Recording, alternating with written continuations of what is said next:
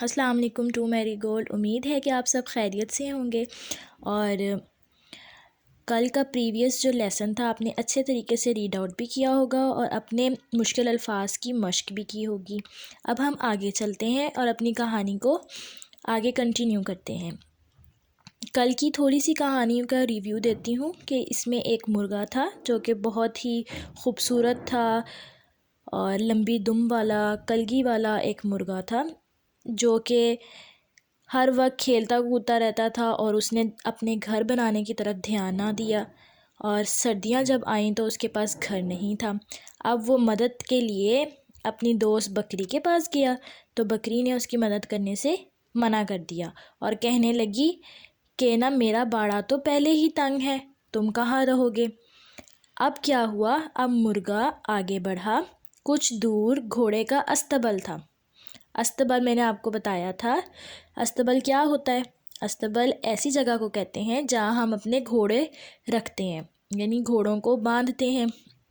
استبل کے قریب پہنچ کر مرغا چلایا ککڑوں کوں ککڑوں کوں.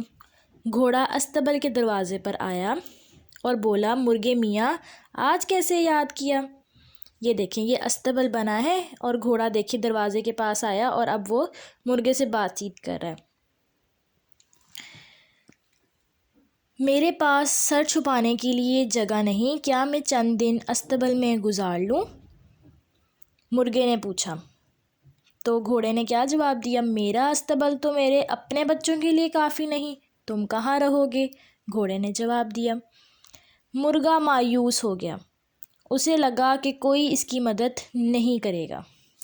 اچانک اسے اپنا دوست خرگوش کا خیال آیا. بھاگا بھاگا خرگوش کے پاس پہنچا. خرگوش اسے دیکھ کر خوش ہو گیا.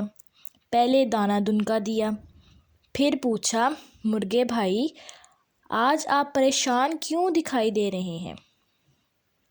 میرے پاس گھر نہیں ہے، اس سردی میں کہاں رہوں گا؟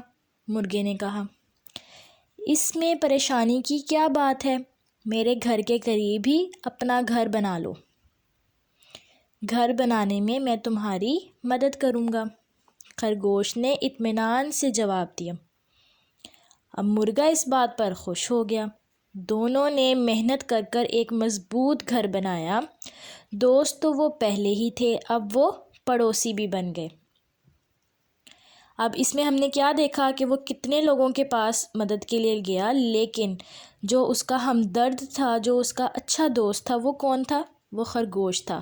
اس نے نہ صرف اس کی بات کو سنا، اس کی پریشانی کو سمجھا، بلکہ اسے تسلی بھی دی اور ساتھ میں تسلی دینے کے بعد اس نے اس کی مدد بھی کی جس طرح سے وہ مدد کر سکتا تھا. اس نے اس کا گھر بنانے میں اس کی مدد کی اور ساتھ میں جو ہے وہ اس کو تسلی بھی دی کہ اس میں کوئی بات نہیں ہے پریشان ہونے والی، تو آپ میرے گھر کے ساتھ اپنا گھر بنا لو. اس طرح کیا ہوا، ان کی دوستی اور مضبوط ہو گئی اور ساتھ میں کیا ہوا، وہ دونوں دوست کے ساتھ پڑوسی بھی بن گئے. مزہ آیا آپ کو کہانی سننے میں؟ چلیں اب ہم یہاں پہ ایک کویسچن پڑھتے ہیں. خرگوش نے مرغے کو کس جگہ پر گھر بنانے کی تجویز دی؟ کیا آپ مجھے بتا سکتے ہیں خرگوش نے مرغے کو کس جگہ گھر بنانے کی تجویز دی؟ خرگوش نے اسے کہا کہ تم میرے گھر کے قریب ہی اپنا گھر بنا لو، اور نہ صرف اس کو تجویز دی بلکہ اس کا گھر بنانے میں خود بھی اس نے مدد کی اور دونوں نے محنت کر کر ایک مضبوط گھر بنایا. تو ہم نے اس کہانی سے سیکھا کہ دوسروں کی مدد کرنا نیکی کا کام ہے، ہمیں دوسروں کی مدد کرنی چاہیے اور اچھا دوست وہی ہوتا ہے جو مشکل وقت میں کام آتا ہے.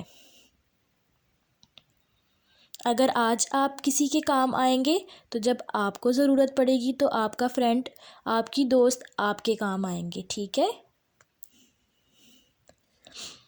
امید ہے کہ آپ کو یہ کہانی بہت اچھی لگی ہوگی اور آپ نے نہ صرف اسے انجوائے کیا ہوگا بلکہ اس سے سبق بھی سیکھا ہوگا. ٹھیک ہے؟